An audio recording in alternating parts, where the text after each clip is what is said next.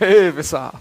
Olá. Estamos de visita hoje. Você não está sabendo não que você está aí assistindo as aulas com a gente aí, normal. Mas vê só. É porque esse zoom aqui, a gente está observando aqui que a câmera tem essas qualidades, né? Deixa eu olhar aqui direitinho, tá bom assim? Beleza? Não, tá mole aqui, bicho. Tá, deixa eu olhar esse negócio aqui. Ok. Ok, tá. Ah, bicho. Não é assim não. Isso aqui é pra cima e pra baixo. Pera aí, viu? Chega lá, viu? Um minutinho aqui. Deixa eu ver se tá legal. Tá legal aqui, beleza? Alô, Brasil, meu irmão! Aê, saudações, Brasil! Toda equipe nova aqui, ó, tá vendo? Pois é. Manuel, não vamos, né? Agora o cara não quer me avisar, começando a gravar não. Ó, eu vou tirar onda com ele, viu, cara? Você avisa, fala assim, atenção, Ô, cara, tá vendo aí, pessoal? Não vou passar assim, aqui é câmera e bastidores também, não tem isso não. Já vai organizando aqui pra você ficar atento às nossas mudanças aqui também, tá vendo? Novos operadores, tá chegando gente nova também aqui. O site está crescendo, tá vendo? Graças a vocês aí que estão nos assistindo, graças a todos vocês, alunos, eu vou passar, que estão prestigiando o trabalho de todos os professores daqui, desta equipe aí, que faz com o coração o melhor possível para que vocês consigam ter aí uma aula legal, o máximo de questões, de teoria, para atender realmente às suas expectativas como estudante e como ser futuro servidor público, hein? É, Deus te ouça, professor. Pois é isso mesmo. Vamos lá, vamos continuar no ritmo de resolução. Vamos para a questão de número 4. Beleza, e ó, no mesmo ritmo, hein? Vamos lá, aperta aí, acompanhe. Olha só. Aí você tem aqui, claro, né? Trecho inicial, cidadão comum, beleza? Substantivo, está aqui, ó. Cidadãos, já vimos, né? Algumas regras sempre de acordo com o dicionário, tá? A palavra cidadão tem um único plural, cidadãos. Não existe cidadões, cidadãs. Cuidado, tá certo? Mamão, mamões. Agora você sabe que há palavras de duplo, triplo, né? Anciãos, anciões, por exemplo, né? Tabeliães. Cada plural esquisitíssimo que o pessoal tem que se acostumar aí, tá bom? Vamos lá. Um, portanto, é falso, né? Um, portanto, é falso. Dois. Um adjetivo variável em gênero, comum. Pessoal, ó, quando ele fala que variável em gênero, quando é que uma palavra é variável em gênero? Olha só. A variação em gênero, logicamente, demanda masculino e feminino, você sabe. Então, o comum aí, o cidadão comum. Não existe o comuna, comuna, percebeu? Comuna como feminino de comum, é claro. Não há flexão de gênero. Ele está dizendo que o adjetivo é variável em gênero, comum, claro que não.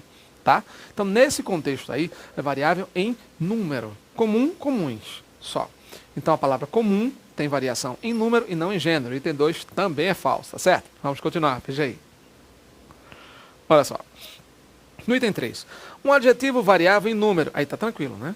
Inocente não existe inocenta, né? Inocente, inocentes, ok? Então, apenas o item 3 é verdadeiro, diferenciando aqui dessa questão do comum, comuns, né? O pessoal vai em gênero, não, é em número. Tanto comum quanto inocente variam em número, singular e plural, tá? Beleza? Resposta certa, portanto, letra C, ok? Vamos lá, virar a página da nossa provinha. Vamos virar a página da nossa provinha aqui. Pronto. Olha só, próxima etapa de questões, vamos lá. Observe o trecho a seguir para responder as questões de números 5 e 6. Vamos lá. Quando você acorda e se dá conta de que não é cliente daqueles bancos, é tarde. Seus dados bancários já foram. Eliminando-se o travessão antes da última oração, está aqui. Eliminando-se o travessão, em conformidade com os sentidos do texto, o texto do trecho deve assumir a seguinte redação. E agora? Se eu retirar o travessão, eu vou ter que fazer alguma coisa aqui para conectar essa ideia anterior a esta outra aqui. E agora? Quando você faz isso e se dá conta, é tarde. Qual é a sequência que vem aqui, gente? Isso aqui é uma condição, isso aqui é uma proporção, é uma quebra de expectativa, é uma consequência, é uma causa, é uma explicação, é o quê? É tarde. Por que é tarde? Percebeu? Então, ó, ele coloca é tarde, vírgula, então você já sabe aqui que ele já está propondo a substituição com uma vírgula aqui, né? É tarde, vírgula, e o conectivo. É uma questão que aborda operadores argumentativos, as conexões, olha cá. É tarde, vírgula. No entanto, adversativa. Pois, explicativa. Ou alternativa. Mas também adição. Se seus dados já foram, se, caso, talvez, se também é condição. E agora? Qual é a relação estabelecida entre este trecho aqui e o restante da frase? Qual é a relação estabelecida? Explicação ou causa, não é isso? Por isso é que a resposta certa é B de bola. Pois. Pessoal, no entanto, indica adversidade, contrário. esta informação aqui deveria ser totalmente contrária ao que ele disse antes. Não, ela não é contrária. Ela simplesmente justifica, complementa, é tarde. Por que é tarde? Justifica, entendeu? Se apresenta uma justificativa, se complementa, é claro que nesse contexto aqui, você pode observar que é causa ou explicação. No entanto, não se opõe. Ou não é alternância, é tarde, ou seus dados, não, mas também não dá. Percebeu como está totalmente fora? Aqui ele coloca uma adição, aqui condição, não tem nada a ver com isso. Beleza? Tranquilo? Questão 5, portanto, cuidado, em operadores argumentativos, nesse caso, letra B de bola. Beleza? Tranquilos? Vamos lá. 6. Na oração, quando você acorda, o verbo está empregado em que sentido? Gente, quando você acorda, será que é acordar mesmo, levantar do sono? Será que é despertar do sono, acordar de manhã cedo, aquela coisa? Quando você acorda, bom, o sentido é real, figurado, próprio. Gente, nesses dois sentidos é que ele está apresentando nas letras A, B e tal, veja só. A gente já estudou aqui conotação e denotação, lembra? Conotação é o uso da linguagem no sentido figurado mesmo, acha e tal, aquela coisa. O sentido próprio é o sentido denotativo. O sentido metafórico, figurado, né? Metafórico, figurado, você é luz, é raio, estrela, luar. Você não é luz, percebeu? Brilha como luz e tal. Força de expressão, maneira de dizer. Aí, neste caso, claro, você vai ter aí o sentido figurado, sentido conotativo. A conotação é o uso da palavra no sentido figurado, no sentido conotativo. Denotação, o sentido denotativo, é quando você utiliza uma palavra no sentido real. É o que ele chamou aí também de sentido próprio. Você está muito acostumado, às vezes, no sentido literal. Pronto. O sentido próprio da palavra, o sentido literal ou o sentido denotativo, no caso, denotação, sentido próprio, sentido literal, são a mesma coisa. Tá? Então, nesses três casos aí, você utiliza a palavra no sentido denotativo, real. É o sentido próprio da palavra, entendeu? Então, anote aí no seu resumo, anote aí na sua ficha de estudo. Sentido próprio é o mesmo que o sentido denotativo, sentido literal. O sentido figurado ou conotativo, ou sentido metafórico, cuidado com isso, tá certo? Num, você tem o significado da palavra da mesma forma que você encontra no dicionário. No outro caso, não. Você já está convivendo com a palavra, já está observando aquilo ali de uma forma mais expressiva, né? Já utiliza os recursos expressivos da linguagem, já tem um pouco aquela coisa. Percebeu? Tranquilo? Vamos lá, continuando, acompanha aí. Olha só. Na oração, quando você acorda, o verbo está empregado em sentido... Em que sentido o verbo está sendo empregado? Percebeu? Então, claro. Acorda, é acordar mesmo, gente? É despertar? Não, né? Ó, no sentido figurado, isso significa, que ele coloca aí, tomar consciência. Exatamente. No sentido figurado, ou seja, sentido conotativo, quando você toma consciência, quando você cai em si, entendeu? Não é no sentido próprio, porque acordar aqui não é despertar, sair do sono profundo. Não é isso. Então, sentido próprio a gente já pode descartar, né? Na letra B e na letra D. Porque o sentido não é denotativo, o sentido é figurado. Beleza? Tranquilos? Sentido figurado, então, significa tomar consciência, significa sair do sono profundo? Não. Ficar irritado? Não. Perder o controle da situação? Também não, porque não é próprio. Não ver a realidade? Não é isso, né? Não, quando você não vê a realidade, não é isso. Quando você acordar, pelo contrário, você vê a realidade. Percebeu? O sentido é totalmente outro, tá? Questão 6, portanto, letra A.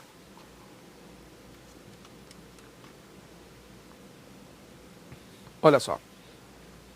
Assinar a alternativa correta quanto à concordância e à regência. Beleza, ó. Duas coisas, em duas regras, tá? Concordância e regência, belezinha. Vamos lá. Ninguém viu. Que foi? Professor, eu acho que eu vi. Beleza, besteira. Só porque o dedo escorregou aqui. Não vê não. Eu sei que você viu. Tá, beleza, ok.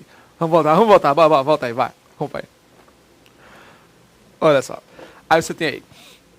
O Banco Beltrano e o Banco Cicrano fundiram-se e avisam-se aos correntistas que precisam reconfigurar seu cadastro. Bom, tá bonito isso, né? Horroroso. O banco, olha, ele pega a mesma estrutura, tá? Ele pega a mesma frase, então ele quer saber qual dessas tem a mesma história. Gente, ó, aqui eu tenho um sujeito composto antes do verbo, né? O Banco Beltrano e o Banco Cicrano, beleza. Então eu tenho aqui o paralelismo sintático, foi atendido, né? Porque eu tenho o artigo no primeiro e o artigo no segundo. O Banco Beltrano e o Banco Cicrano fundiram-se. Tudo bem, tá correto. Eu tenho um sujeito composto anteposto ao verbo. Então, ó, o Banco Beltrano e o Banco Cicrano fundiram-se. E avisam-se? Não. E avisam. Eles não estão aqui? Eles fundiram uns com os outros, ou então um com o outro, beleza. Esse se tem um valor reflexivo e um valor recíproco ao mesmo tempo, tá? O valor reflexivo e o valor recíproco, beleza, tranquilo. Tá, mas o que é que acontece aí? Veja. Além disso, avisam-se, eles não avisam uns aos outros, então fica somente avisam.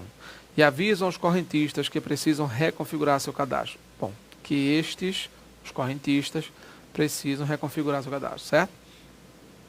Fundiu-se o Banco Beltrano, veja, fundiu-se o Banco Beltrano e o Banco Cicrano. Tá, o verbo anteposto ao sujeito composto pode concordar com o mais próximo. Fundiu-se o Banco Beltrano e o Banco Cicrano e avisam os correntistas que... Tá errado.